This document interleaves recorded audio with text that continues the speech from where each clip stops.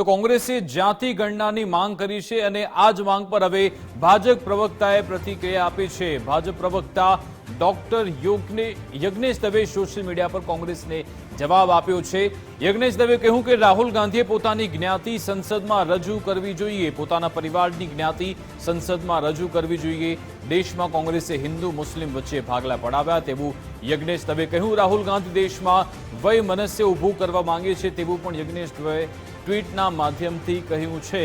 તો હવે જાતિગત જનગણનાનો જે મામલો છે ગુજરાતમાં પણ તે મુદ્દે હવે વાર પ્રતિવાર થવાના છે, કારણ કે ભાજપ પ્રવક્તા યજ્ઞેશ દવેએ આ અંગે પ્રતિક્રિયા આપી છે। સોશિયલ મીડિયા પર તેમણે એક પોસ્ટરની મદદથી કોંગ્રેસ પર કટાક્ષ કર્યો છે। તેમણે કહ્યું રાહુલ ગાંધીએ પોતાની જ્ઞાતિ સંસદમાં રજૂ કરવી જોઈએ, પોતાના પરિવારની જ્ઞાતિ સંસદમાં રજૂ કરવી જોઈએ। દેશમાં કોંગ્રેસે હિન્દુ મુસ્લિમ વચ્ચે ભાગલા પડાવ્યા, રાહુલ ગાંધી દેશમાં વયમનસ્ય ઊભું કરવા માંગે છે તેવું પણ યજ્ઞેશ દવેએ કહ્યું છે। પોતાની ટ્વીટમાં એક તેમણે પોસ્ટર મૂક્યો છે અને તેની મદદથી તેમણે કોંગ્રેસ પર કટાક્ષ કર્યો।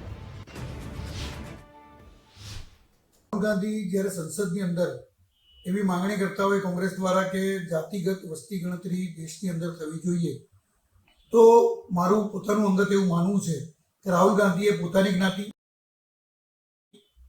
પોતાની માતાની જ્ઞાતિ, પોતાના પિતાની જ્ઞાતિ કે પોતાના દાદાની જ્ઞાતિ એ સંસદ રજૂ કરી, કારણ કે દેશની અંદર કોંગ્રેસે ત્યારે હિન્દુ મુસ્લિમ વચ્ચે ભાગલા પડાવ્યા, ત્યારબાદ તમે મંડળ પંચ લાવીને પેટા જ્ઞાતિઓ વચ્ચે ભાગલા પડાવ્યા, SC ST OBC વચ્ચે।